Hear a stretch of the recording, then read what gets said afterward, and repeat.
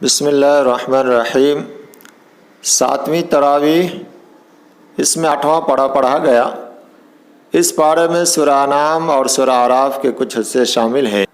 سب سے پہلے اللہ تعالیٰ نے اہل کفر کا تذکرہ کرتے ہوئے فرمایا کہ اگر ہم ان پر فرشتے نازل کر دیں یا مردے بھی ان سے اٹھ کر باتیں کرنے لگے پھر بھی یہ ایمان لانے والے نہیں ہیں۔ اس کے بعد اللہ تبارک و تعالیٰ نے کہا کہ انسانوں میں سے بھی ہوتے ہیں اور جنوں میں سے بھی، ان کی خوشنما باتوں سے دھوکہ نہ کھاؤ، یہ نبیوں کے دشمن ہوتے ہیں، اللہ کے فیصلے پر راضی رہو۔ اس کے بعد اللہ تعالیٰ نے کہا کہ یہ مقصد ان کا ہوتا ہے راہ راست سے بھٹکا دینا، لہٰذا ان کی باتوں میں نہ آؤ۔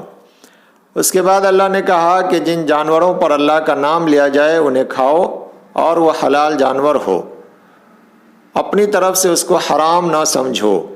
اصل میں مشرکین یہ کہتے تھے کہ ہمارے باپ دادا جو جانور کھاتے تھے اسے یہ منع کرتے ہیں، اس کی طرف اشارہ کیا گیا کہ حلال جانور جس پر اللہ کا نام لیا جائے اسے نہ ہے۔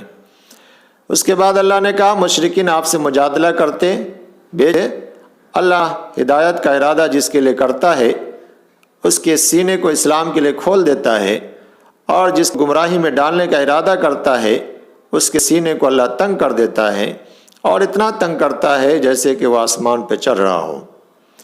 اس کے بعد اللہ نے کہا اللہ نے جس کو اس کی ہدایت سے دے گویا وہ زندہ ہے، اور جو اسلام کی دولت سے دور ہیں وہ گویا مردہ ہیں۔ شریعت کا تذکرہ کرتے ہوئے فرمایا کہ یہ لوگوں کی عادت یہ تھی کہ غلہ اور پھلوں میں سے 2 حصے کرتے، ایک بتوں کے نام سے اور ایک خدا کے نام پر، اور کبھی کبھی ایسا ہوتا کہ بتوں کی طرف کا حصہ کم پڑ جاتا تو یہ خدا کی طرف کے حصے کو اٹھا لیتے، ضرورت نہیں ہے اللہ تو بے نیاز ہے والے حصے میں ڈال دیتے تھے۔ اس کے بعد مشرکین کے جرائم میں سے ایک جرم یہ بھی تھا کہ وہ اپنے بچوں کو خدا کے نام پر، بھگوان کے نام پر بلی چڑھاتے تھے، اس کو زندہ دفن کر دیتے یا قتل کر دیتے تھے۔ اس کے بعد ان کے اندر یہ بیماری تھی کہ کچھ جانوروں پر سواری کرتے، کچھ کو اپنے لیے حلال کرتے، کچھ کو اپنے لیے حرام سمجھتے۔ کچھ عجیب تقسیم تھی، کہتے کہ نر جانور مرد کھائیں گے اور مادہ عورتیں۔ اللہ تعالیٰ نے کہا یہ سب اللہ کی پیدا کی ہوئی چیزیں ہیں، آپس میں کھاؤ اور کسی طرح کی تقسیم نہ کرو۔ اس کے بعد اللہ تعالیٰ نے 8 قسم کے جانور کا تذکرہ فرمایا اور کہا کہ اس میں سے بتاؤ کہ کون سا جانور حرام ہے اور کون سا حلال ہے۔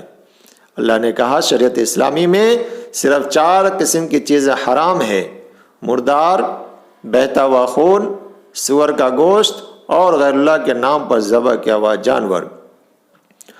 یہود کے اوپر اللہ تعالیٰ نے ان کی سرکشی کی وجہ سے ناخن والے جانور اور بعض جانوروں کی چربی حرام کر دی تھی۔ اللہ تعالیٰ نے اس کے بعد کہا کہ اصل کام جو کرنے کے ہیں وہ یہ ہیں، اور تقریباً 10 چیزوں کا تذکرہ کیا گیا۔ نمبر 1، اللہ کے ساتھ شریک نہ کرو۔ نمبر 2، والدین کے ساتھ حسن سلوک کرو۔ نمبر 3، اولاد کو مفلسی کے خوف سے قتل نہ کرو، ہم انہیں بھی کھلاتے ہیں اور تمہیں بھی کھلاتے ہیں۔ نمبر 4، بے حیائی کے قریب بھی نہ جاؤ۔ نمبر 5، ناحق قتل نہ کرو۔ نمبر 6، یتیم کا مال نہ کھاؤ۔ نمبر 7، ناپ تول میں کمی نہ کرو۔ نمبر 8، غیر منصفانہ بات نہ کرو۔ نمبر 2، عہد کا پاس و لحاظ رکھو۔ نمبر 10، اسلام کے راستے پر چلو جو سیدھا راستہ ہے۔ اس کے بعد سورہ اعراف کا آغاز ہوتا ہے۔ اس میں سب سے پہلے اللہ نے کہا تمہارے پاس یہ جو کتاب نازل کی گئی ہے یہ لوگوں کو ڈرانے کے لیے ہے، آپ کے دل میں ذرہ برابر بھی جھجک نہ ہو، یہ کتاب ایمان لانے والوں کے لیے نصیحت ہے۔ اس کے بعد اللہ نے کہا قیامت کے دن اللہ رسولوں سے اور اس امت سے بھی سوال کرے گا جس کی طرف رسول بھیجے گئے ہیں۔